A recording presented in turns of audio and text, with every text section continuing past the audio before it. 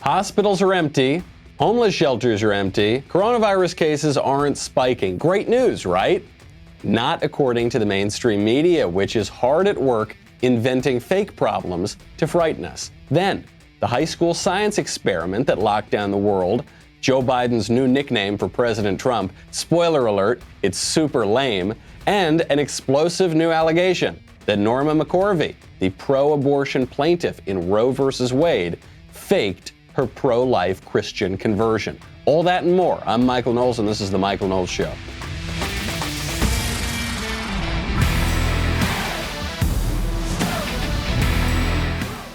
Joe Biden, he just can't take his foot out of his mouth. He never seems able to do that. We'll get to all of that in a moment because we haven't spent nearly enough time on the 2020 race, which most people forgot is even happening.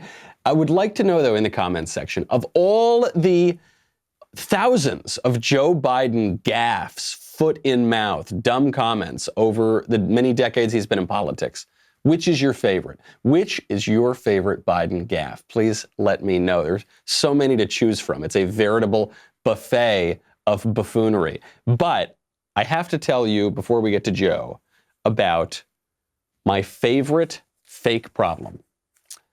Because you know there are a lot of real problems, obviously. There's this epidemic that's going around the world. There's this huge lockdown, economic devastation, 30, 40 million people thrown out of work. So all these real problems caused by hysteria and alarmism.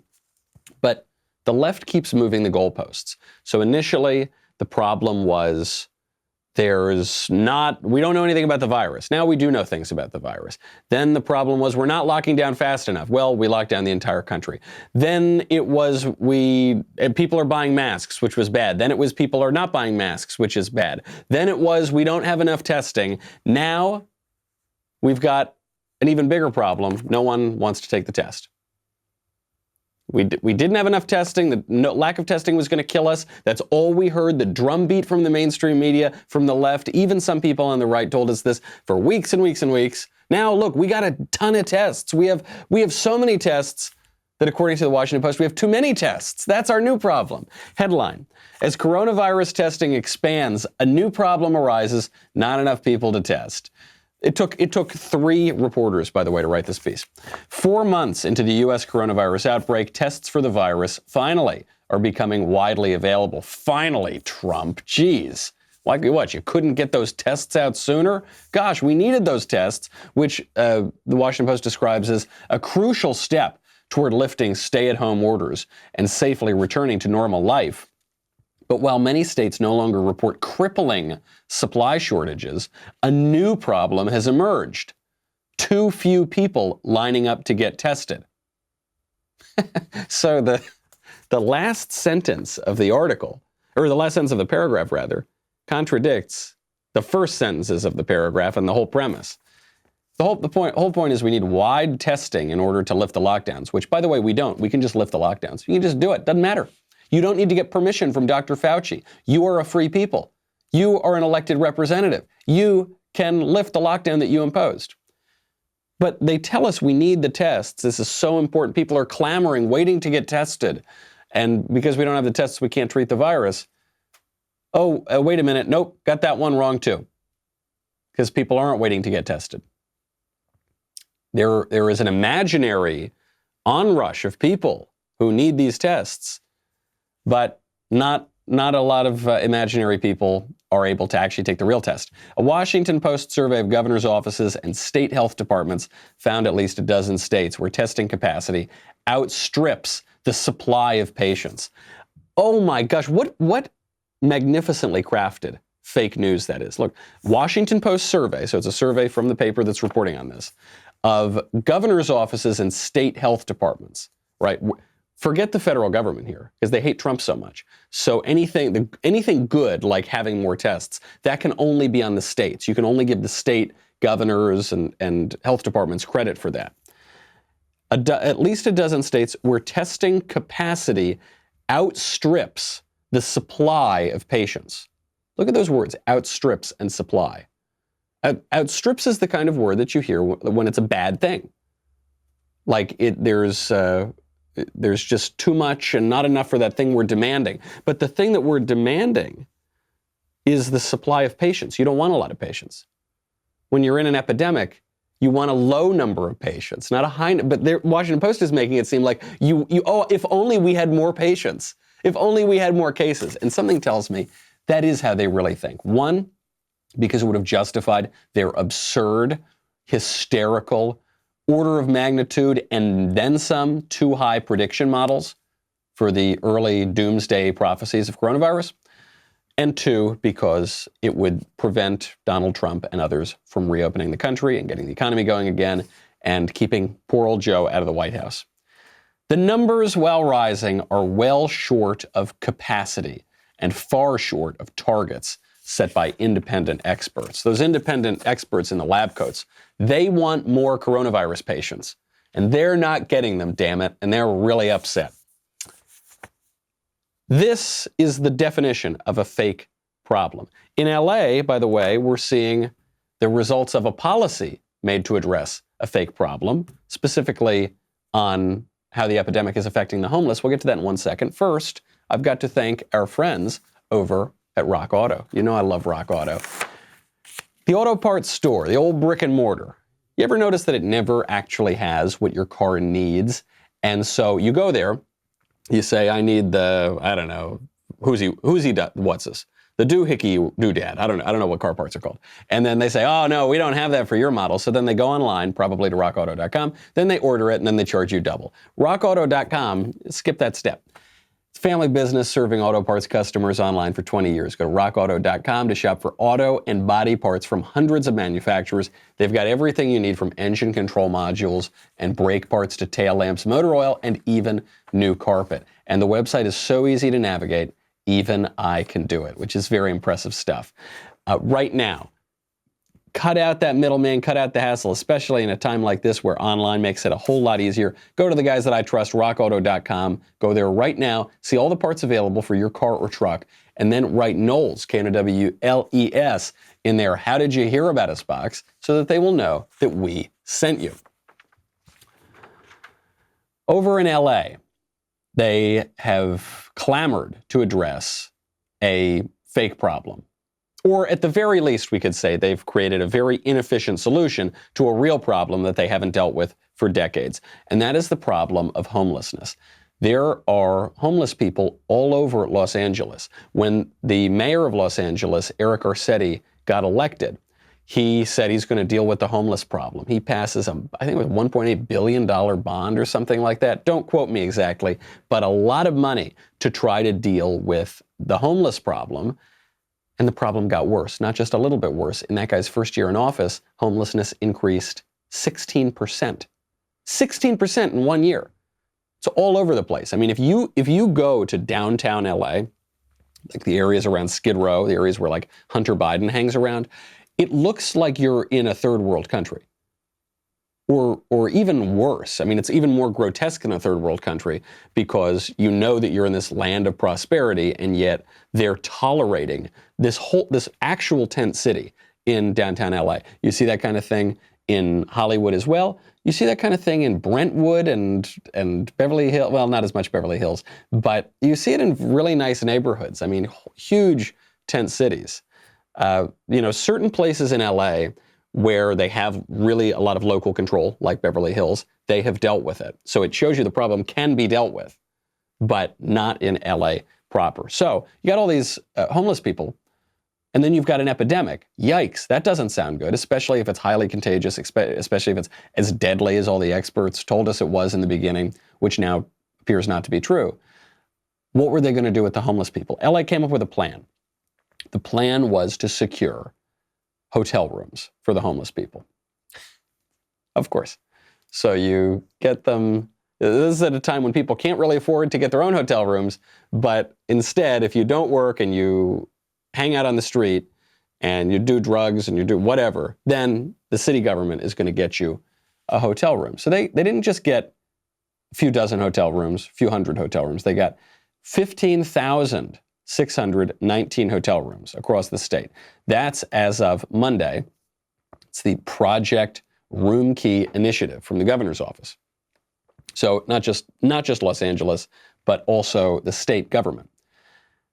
Of those rooms, do you know how many are empty? Take a wild guess. About 50%. Of the 15,619 hotel rooms, 7,700 remain empty. Government's paying for those hotels. Well, the government's not paying for anything. You're paying for those hotel rooms if you live in Los Angeles or through the state initiative, California at all. But it remains totally empty because the doomsday prediction models didn't come true. Homeless people willing to live on the street. Heaven forfend that the authorities go and say, hey, go to a treatment center. Hey, go to an asylum. Hey, go to prison if you're committing crimes. They would never do that. They are willing to put them up at the Ritz and, or maybe not quite as nice as the Ritz, but you get the idea. And the homeless people don't want to go. An ineffective solution to a problem that was way over-predicted. And then when they're trying to make up for it, when they're trying to explain themselves and say, well, yeah, okay, 2.2 million Americans didn't die, like the Imperial College study said, like the prediction models on which we based our entire policy that threw 30, 40 million people out of work. Yeah, sure, it didn't happen. And yeah, the lockdowns didn't really do much at all.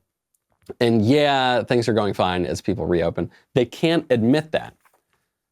Even though the facts make it pretty clear, they can't admit that. So look at, this is like fake news par excellence from The Hill, right? The Hill website, here's the headline: Texas, North Carolina, Arizona, rising cases as they reopen. Now, we know that some states are reopening, like Texas, North Carolina, Georgia. It's kind of funny that they don't mention Georgia in here. We know that they do have rising cases as they reopen. So you got 5 paragraphs insinuating that there are all these rising cases, and it's because we're reopening, and really we should probably lock down. They're talking about the New York Times.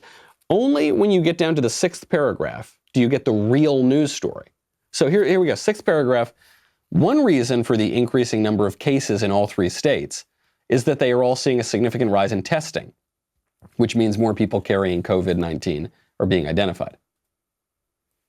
That seems like an important detail. You're saying, so the reason that we're not actually seeing more cases, we're seeing more positive results because there's more testing. Don't you think you should control for that? Like this headline is actually not true.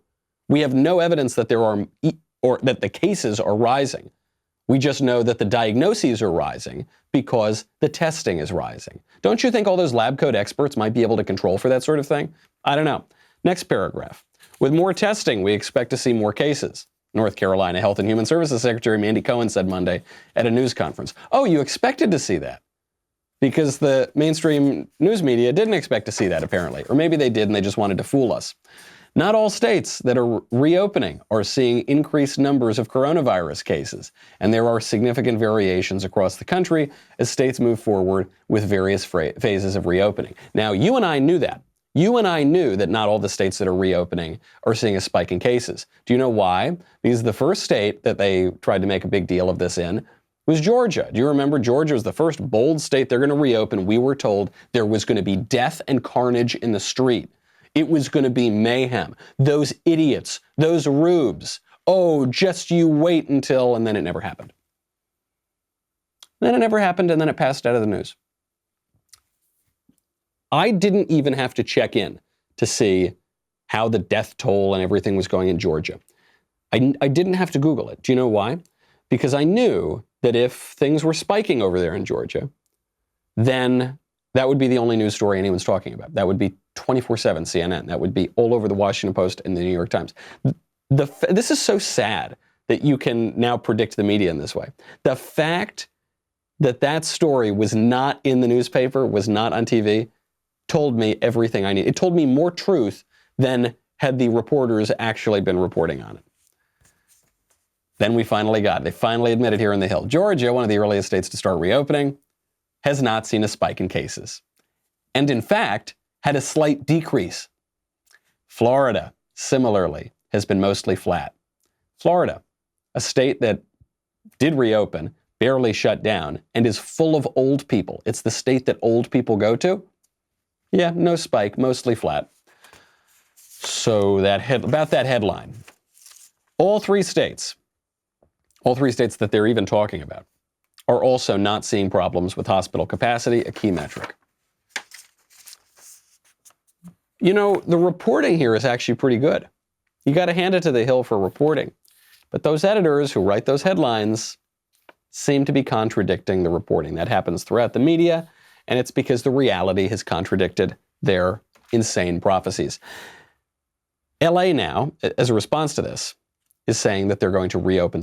LA has, keep mentioning LA because they've been the worst city on this issue. They've actually, in the entire country, they have been the worst city on managing this, getting the numbers wrong and getting the response wrong. So they said they were going to keep us locked down as everyone else is reopening. They're going to keep us locked down until July. Now they're saying, well, maybe it'll be early July. They're starting to reopen a little bit sooner.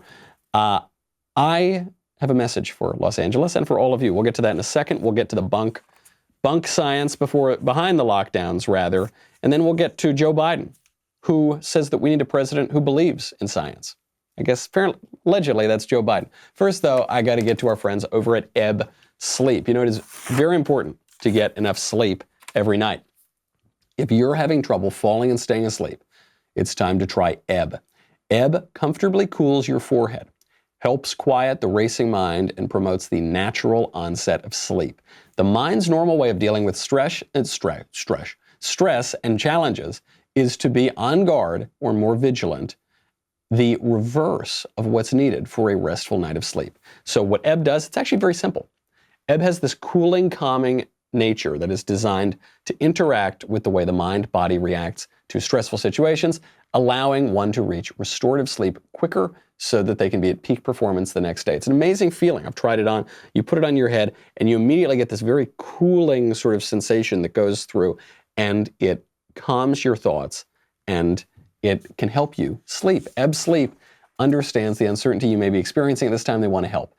Our listeners can get $25 off your order by using promo code Knowles, K-N-O-W-L-E-S, to save. And continue to try Ebb risk-free for 60 nights to confirm it's the solution you've been looking for at tryebb.com/Knowles. Let us help you get the sleep you need. Remove the risk from your purchase. TRYEBB.com/Knowles. Tryebb.com/Knowles. Promo code Knowles to save. Order today. With everything going on, you should get the sleep that you need and deserve. So LA announces they're going to open a little bit sooner. Supervisor Catherine Barger for LA County says, today, the Economic Resiliency Task Force met for the second meeting, and I set a goal to reopen LA County by July 4th. July 4th. Read more about our collaboration with sector leaders to revitalize businesses and get employees back to work. Blah, blah, blah. I don't care. I don't care what these people say. I don't care what Catherine Barger says. I don't care what Eric Garcetti says. I don't care what Gavin Newsom says. They're wrong. They've been wrong the whole time. They continue to be wrong today. I'm not going to remain locked down until July or whatever. I don't care. You know, we've been saying this for a while now, and I think this is the point. These people can only lead us where we want to go. They are not dictators unless we allow them to be dictators. They're not autocrats unless we allow them to be autocrats. I look around Los Angeles, the cars are moving. There's more traffic on the road. Businesses are reopening, whether the city tells them they're allowed to or not. As a response to what people are doing themselves, the politicians now are backing down because they know they got nothing. They got absolutely nothing.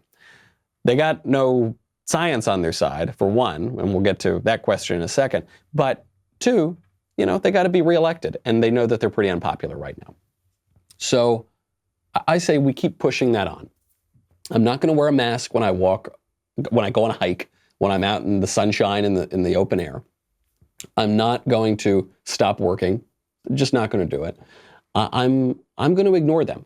I'm going to ignore Catherine Barger. I'm going to ignore Eric Garcetti. Obviously, some of these regulations you can't get over. You know, you can't force a restaurant to reopen. But I strongly encourage restaurants, just reopen. Flout these stupid orders based on nothing that have now transparently become arbitrary power grabs by feckless politicians who are simply trying to maintain the illusion that they've got power over you. Just ignore it. If they had credibility, we would listen to them. They don't, so that's my opinion on this issue. How could I be clearer about it? I'm not sure.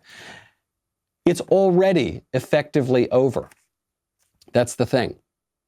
At least here. I don't know. I guess it varies city by city, state by state. According to Apple Mobility Trends, we are quickly approaching pre-COVID levels in terms of driving and walking.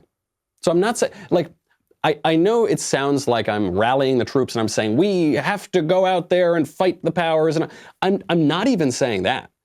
I'm simply saying the politicians don't have credibility. And so people are ignoring them and they ought to continue to ignore them. You can see it from the mobility trends. When you look at, the trends that Apple is measuring on people's cell phones for where they're walking, how much they're moving around, that number plummeted at the beginning of the lockdown. Now it's just creeping back up again. Same with driving. That's not even prescriptive. That's descriptive, and that's a good thing. Effectively, we are getting out of this. How did we lock down in the first place? This is amazing, and no one is talking about it because it's so embarrassing. The American Institute for Economic Research just published this piece. Which genius scientist with a big gray beard and a lab coat who has degrees from Harvard and MIT, and which one do you think gave us the idea for a lockdown? It wasn't any of them. It was a 14-year-old high school girl. Yes, the idea for the lockdown as a response to the epidemic came to us not from the exalted Dr. Fauci, not from our amazing soothsayer scientific priestly class, not even from the elected politicians. It was a 14-year-old high school girl. 14-year-old high school girl who was the daughter of a scientist at Sandia National Laboratories. She devised a computer simulation that showed how people, family members, coworkers, students in schools, people in social situations interact. So she builds the computer model. She discovered that school kids come in contact with about 140 people a day, which is more than any other group. Based on that finding, her program showed that in a hypothetical town of 10,000 people, 5,000 would become infected during a pandemic if no measures were taken, but only 500 would be infected if the schools were closed. According to this high school girl's computer model, the girl's name, which I won't say because it's not her fault that we created an international policy based on a 14-year-old girl's science model. So I'm not going to say her name, but her name does appear on the foundational paper, arguing for lockdowns and forced human separation. That paper is the Targeted Social Distancing Designs for Pandemic Influenza from 2006. You know what this story reminds me of? This reminds me exactly of how we got the bans on plastic straws. That's another hysteria that has caught on around the country, if not around the world. Do you remember back in the olden days of like 6 months ago, we used to have plastic straws that we could use when we would drink out of cups. And then one day they banned the straws for some reason. We had to use those stupid paper straws that just turn into pulp and you have to eat them. How did that happen? Was it because some scientist in a big lab coat with a big gray beard who's really super smart and educated told us that we had to do it? No. Was it from some elected politician's imagination? No. It was a 9-year-old boy. 9-year-old boy, 4th grade boy, who did a school project, tried to estimate how many plastic straws people use every day, called a few companies, tried to extrapolate from there, and then started a nonprofit activist movement to try to get people to not use straws, and then when that didn't work, to try to get the straws banned. Not based on science, science with a capital S and a trademark over the E. Not based on the guys in the lab coats, not even based on the ethical and political discussions among our elected representatives and among ourselves. No, 4th grade boy. That's the kind of science that we see all around here. And that's the kind of science that the left believes in, including Joe Biden, who says we need a president who believes in science. We'll get to that in a second. First, though, I've got to thank our friends over at Liquid IV. Now is not the time to let your body get dehydrated. You need to stay healthy, okay? And Liquid IV is an easy, healthy solution for dehydration. 1 stick of Liquid IV in 16 ounces of water hydrates you faster and more efficiently than water alone. If you're dehydrated, try Liquid IV. It's the fastest, most efficient way to stay hydrated. Proper hydration is crucial for your immune system. It can boost your immunity. Liquid IV's got more vitamin C than an orange, as much potassium as a banana, packed with vitamins B3, B5, B6, and B12, vitamins known to help your body defend against infections. That might be helpful right now, huh? Liquid IV in a 16-ounce glass of water can give as much hydration as 2 to 3 bottles of plain water. Really great stuff. Obviously, it's used a lot for like athletes and things like that. It's not exactly me, but if you have a couple Coca-Colas with the boys, as some people have been doing lately, even over the internet, Liquid IV can help you feel a little bit better on that too. Liquid IV is available nationwide at Target, Whole Foods, and Costco. Or you can get 25% off when you go to liquidiv.com and use code Michael, M-I-C-H-A-E-L, at checkout. 25% off anything you order when you use promo code Michael at liquidiv.com. Get better hydration today, liquidiv.com, promo code Michael, and you can find them at Target, Whole Foods, or Costco. A lot of science that doesn't seem particularly scientific, and that's the science that the left wants us to believe in. Joe Biden tweets out, "We need a president who believes in science." Now, we actually have a clause in our Constitution that prevents there being a religious test for people to hold office. And the way that Joe Biden is talking about science, the way that the left is implementing science, is religious. It's fundamentally religious. It's not based even on the premises of this very narrow understanding of natural science of the last few hundred years. It isn't based on that.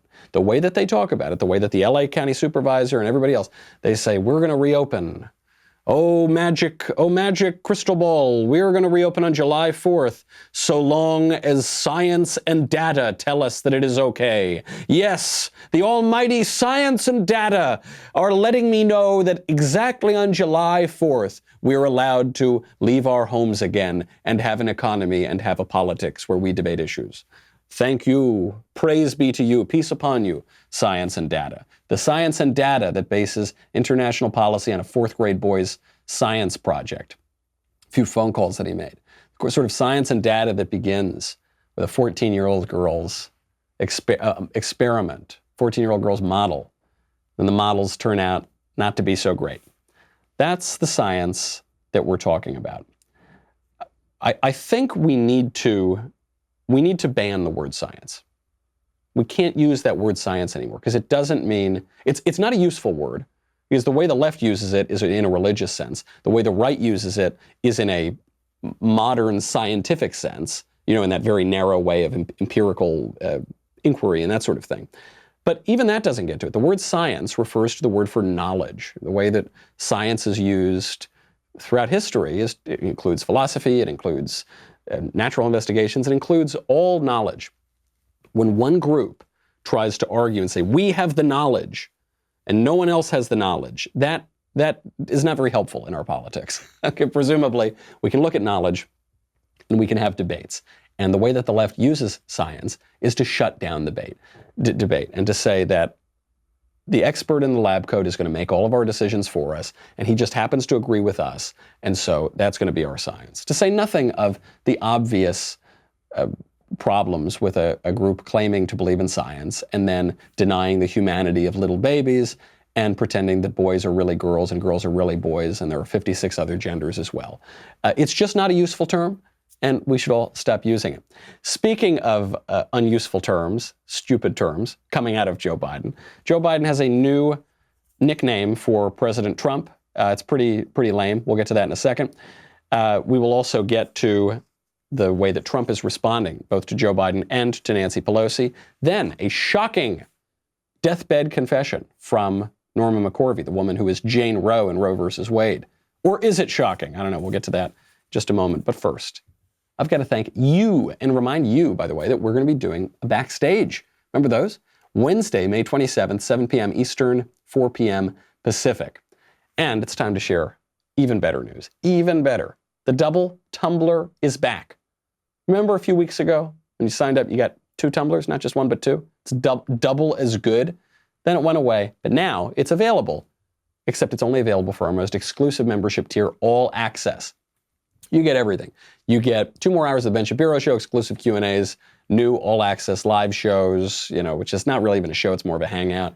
You get double the tumblers. That's very important. Do I have my second? I do have my second tumbler here. Good. I'm going to need it when we get to the Joe Biden bit. Head on over to dailywire.com/subscribe. Join All Access. Get 15% off with coupon code Knowles right now. dailywire.com/subscribe. Coupon code Knowles. See you right there. We'll be right back.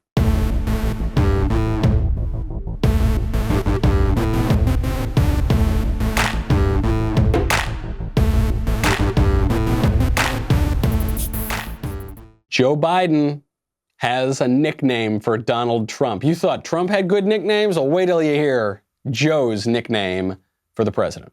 They failed to get this money out to the folks who desperately need it to stay afloat. Is it incompetence? Corruption?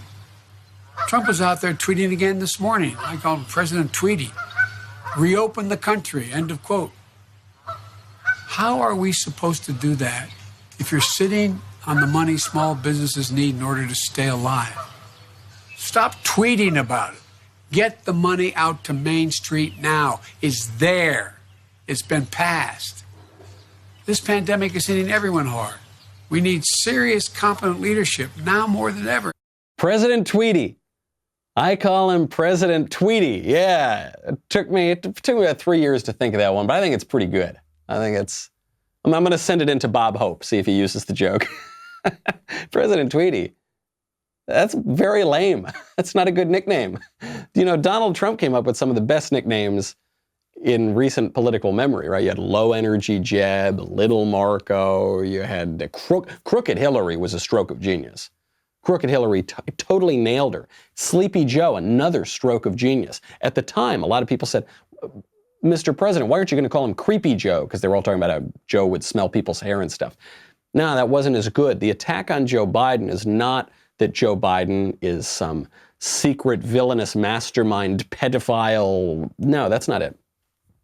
It's that he's a senile and doddering man who, even in his prime, wasn't particularly smart, wasn't particularly with it. That's the attack. It's a much more effective attack. You can see the Trump campaign leaning into this even more in really creative ways. Trump campaign just released an ad. It's sort of an ad, I guess. It's produced by the Trump campaign, and it's a sort of mock, true crime show that's just making fun of all those sad, senile aspects of Joe. My name's Joe Biden. I'm a Democratic candidate for the United States Senate. Corn Pop was a bad dude. I'm a Democrat. I'm not going nuts. You'd be the oldest president in American history. Are you willing? Churchill. All right, Chuck. Thank you very much. It's Chris, but anyway. It would put 720 million back in the workforce. We choose truth over facts. Hello, and welcome to the first episode of what we call Truth Over Facts. Today we're examining the curious case of Sleepy Joe and, the thing. Our investigation begins at a recent campaign stop in Texas. Join us next time when we will work with a renowned sketch artist who will reveal who or what is a lying, dog-faced pony soldier. Oh man, what a great series. I hope there really are more of these. It plays to so many important points. One, Trump, and the Trump campaign certainly, gets the country. Okay, do you remember a few weeks ago there was the Lincoln Project as a group of disgruntled former Republicans who hate Donald Trump and conservatism, apparently, and conservative policies. And so they ran this big ad campaign called Morning in America, but it was MOURNING. It's Donald Trump is really bad. It's morning in America. He's really bad. Don't vote for Trump. Trump. And it seemed like an ad from 90s TV, not like an ad from 2020 digital culture. Well, this is the opposite of that, right? What the Trump campaign realizes is that stuff's so dated, it's so played out. People want to be entertained a little bit. They don't want this to be a scary ad. They don't want it to club them over the head. They want it to entertain them a little bit. Ronald Reagan was very good at entertaining people. Donald Trump very good at entertaining people. And true crime, just as a genre of entertainment, is almost certainly the most popular one in the whole country. When you look at podcasts. True crime shoots to the top of the charts. People love those true crime shows. And so it's a mock true crime show making fun of Joe Biden. Look, no one's afraid of Joe Biden. Certainly none of our foes around the world, but no one in the United States. No one's afraid of Joe Biden, okay? They can say, oh, yeah, he's creepy with women and, okay, whatever. No, nobody. We've known Joe for a long time. It's fine. And now he's a sort of frail, older gentleman. So really no one's afraid. The real attack is he's a joke. Make him into a joke and laugh at him. It's going to have a much, much more damaging effect on him in 2020. So that's how he goes after Biden. He goes after, in a similar way, Nancy Pelosi, even off the cuffs. You remember the other day, Nancy Pelosi referred to Donald Trump as morbidly obese in this gratuitous comment on a television show. So Trump was asked about that, and he just swatted her away. Last night, Speaker of the House Nancy Pelosi called you morbidly obese. I just wanted to know what you had to say in response. Oh, I don't respond to her. I think she's a waste of time. These people are sick. Pelosi is a sick woman. She's got a lot of problems, a lot of mental problems. We're dealing with people that have to get their act together for the good of the country. Okay, thank you very much. I like this. I like this kind of response. I mean, I wish we lived in a time, it would be much better if we lived in a time where people had civility and grace and just sort of really witty repartee. We don't, okay? We don't. That's not the time that we live in. We're not going to have sort of Churchillian zingers going back and forth necessarily, or some kind of really elevated speech. This is the kind of world we're living in, and if we're living in this world, I want Donald Trump to be on my side. Nancy Pelosi called you fat. Oh yeah, I think she's crazy. Now, it seems like a tit for tat, but it's not really, because what Pelosi did was go for this kind of physical issue that Trump has that a lot of people have. Namely, being a little overweight. Who do you know that isn't a little overweight? I mean, this is America, for goodness sake. Everybody's a little bit overweight. So that doesn't play as well. You go for a physical thing that describes virtually everybody. What Trump does is then go for a mental thing, which doesn't describe everybody. No, very few people in this country are as crazy as Nancy Pelosi. But he goes for that mental thing because that is psychological. That is using your faculties of reason. That is what we're really doing when we engage in politics, right? We're dealing with issues. The leaders of this country are using their minds and their brains, hopefully, to guide ourselves. Doesn't matter what they look like necessarily. Winston Churchill was a big fat guy too. So I don't think that was like a real knock against him. And so I think Trump is focusing on the more important thing here. Now, what that means into 2020, who knows? I think that the left knows that they're really not looking good. Pelosi's not playing well. Joe Biden's certainly not playing well. So you're going to hear a lot more shenanigans about mail-in voting. They're going to probably try to minimize the conventions, and Republicans would be crazy to let them do it. We should have a big showing for these conventions. We should make sure people show up to vote, because I think when people are engaging with the reality of this campaign and the reality of voting, real life in person, I don't think it's going to go very well for the left. Big story, maybe a big story. They say it's a big story. I don't know that it's a big story. Norma McCorvey, who is Jane Roe in Roe versus Wade. Norma McCorvey was this woman who was kind of used by the pro-abortion industry, and then in the mid-1990s, she became pro-life. She became a pro-life advocate. She was born again, described herself as an evangelical Christian. They're now saying that she had a deathbed confession, that it was all a lie. She didn't really become pro-life. I guess she didn't really become Christian. It's unclear from the trailer of the movie. And she really just did it for the money. She got a lot of gifts from the pro-life movement. And so she just did it for the money. They bought her off. They paid her to do it. That's the claim in the mainstream media. We don't know. The movie's not out yet. I watched the trailers. There's nothing in the trailers that suggests that she really does recant her pro-life or Christian views. So I'm skeptical in the first place. Then I look at the people that the film is talking to. The film considers an ex-pro-life, now pro-abortion, anti-Christian pastor named Rob Schenck to be an expert on this issue. So already I'm looking at that, I say, okay, this movie does not have a lot of credibility. Seems like this is mostly hype to promote the movie. If I were a film producer, I know a lot of film producers, I've been in Hollywood a little while, This is the sort of thing you do to garner attention, get some headlines, try to get people to pay for your movie. And they don't quite really give you anything in the trailer. So it's just like every other movie, you know, the best stuff they got is in the trailer, and then you see the movie and it's kind of disappointing. I suspect that's the same thing going on here. The articles that are coming out about this don't really explain certain things if it was all an act. If it was all an act, why did Norma McCorvey, who had a lesbian girlfriend, why did she break up with her lesbian girlfriend upon her conversion? You know, and this girlfriend gave, you know, pretty raw interviews, being really in anguish about this whole situation. So why did she do that? That doesn't really make a lot of sense. Why did she do it for the money? Presumably she could have gotten more money from the pro-abortion groups, right? The pro-abortion groups are way better funded in this country than the pro-life groups are. So why didn't she just stick with her original team? And what does that even mean to be paid off? Did they, you know, fly her around the country and, you know, bring her to speak at places? Okay. Is that really a payoff? I don't know. It doesn't really seem that compelling to me, that convincing to me. And we also have video, you know, we got it on tape of Jane Roe, at least a number of years ago, describing why she became pro-life.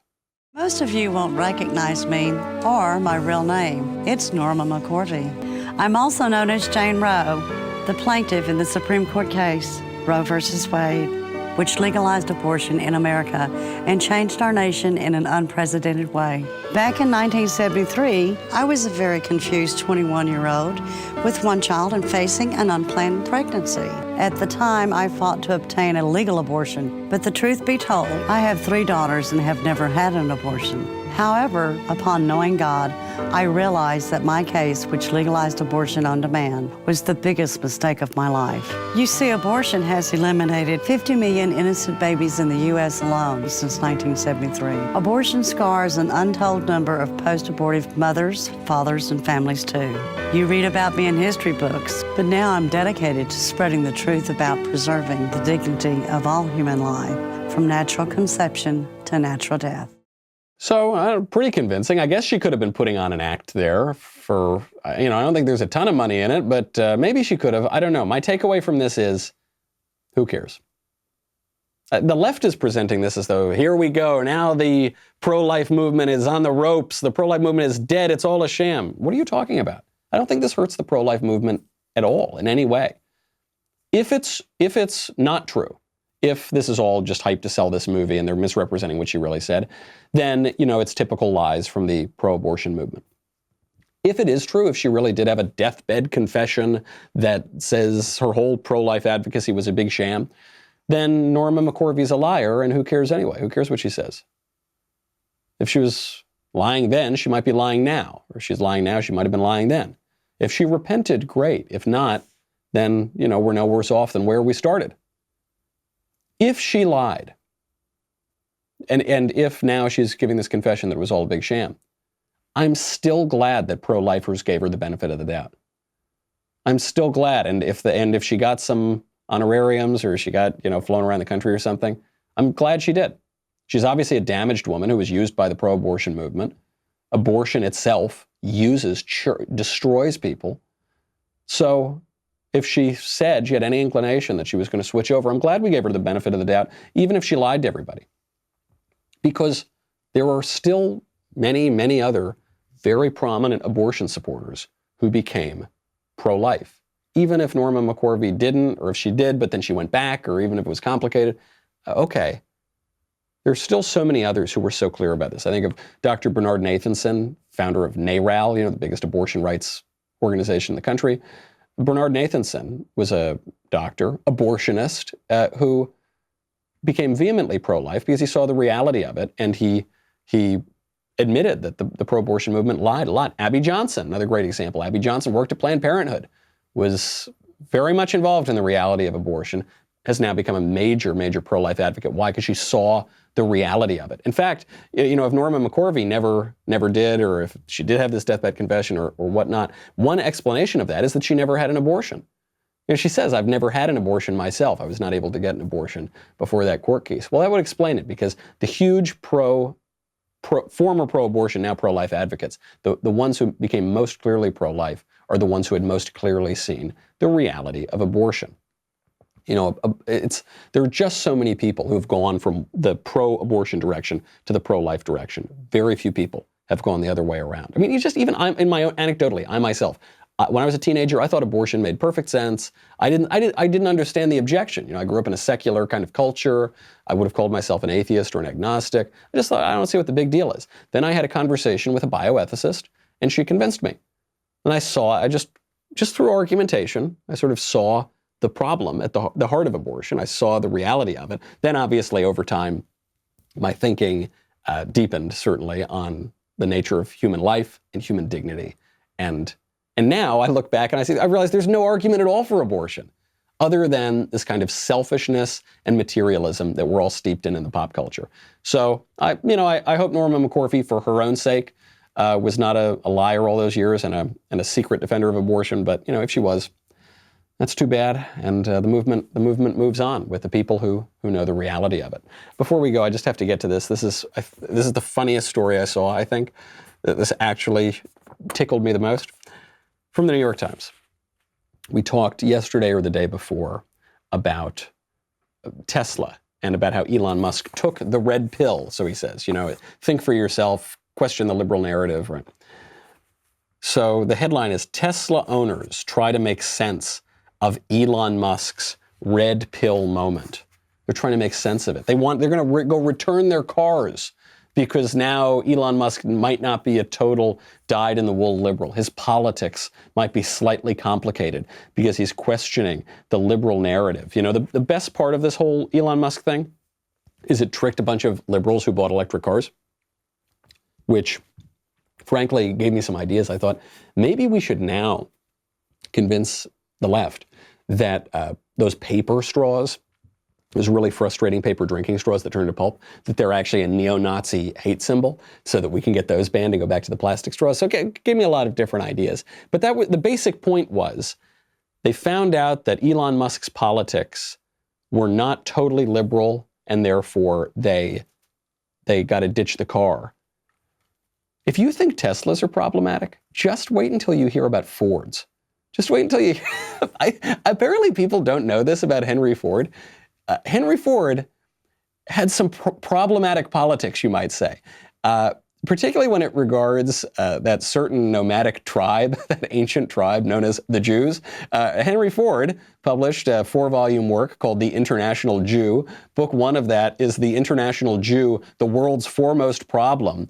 Baldur von Schirach, one of the Nazi leaders, said... This is what he said of Henry Ford's book. I read it and became anti-Semitic. In those days, this book made such a deep impression on my friends and myself because we saw in Henry Ford the representative of success, also the exponent of a progressive social policy. Henry Ford was the only American mentioned in Mein Kampf, mentioned glowingly. Hitler himself writes, every year makes them, referring to the Jews, more and more the controlling masters of the producers in a nation of 120 million persons. Only a single great man, Ford, to their fury, still maintains full independence. So, you know, Henry Ford, he's got some baggage here, right? And people still buy Ford cars. That is, to the broader point on the Teslas, something perhaps we should say to the left. The personal views, the politics of people who create products or who write great works of literature, who create great works of art, who cares? It's kind of my same reaction to the last story we were talking about. I don't care. I don't know Henry Ford. Henry Ford doesn't mean anything to me. I like Ford cars. I think Mustangs look cool. Fine. Arthur Koestler was a great novelist. Wrote one of the great anti-communist novelists of all time, Darkness at Noon. He was, I think, pretty credibly accused of rape. Didn't seem like such a great guy. Some of the great, I mean, we know this just from celebrities all around us. A lot of celebrities whose work we really enjoy are dirty, rotten, no good, terrible people. For most of the history of art, we've just ignored that sort of thing because we don't really care. But now we've become in this so highly sensitive, just seeking to be offended by anything and outraged by anything culture that forget Arthur Koestler, forget Henry Ford, forget all these people. Now, just because Elon Musk suggests maybe he's not a total progressive liberal, totally 100% of the time, the New York Times is publishing stories about how people don't want their Tesla cars anymore. That is a trigger-happy culture. That is a culture that would appear to have too few problems. That's our show. I'm Michael Knowles. This is The Michael Knowles Show. See you tomorrow.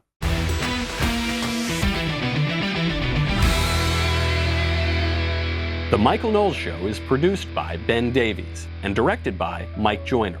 Executive producer, Jeremy Boring. Supervising producers, Mathis Glover and Robert Sterling.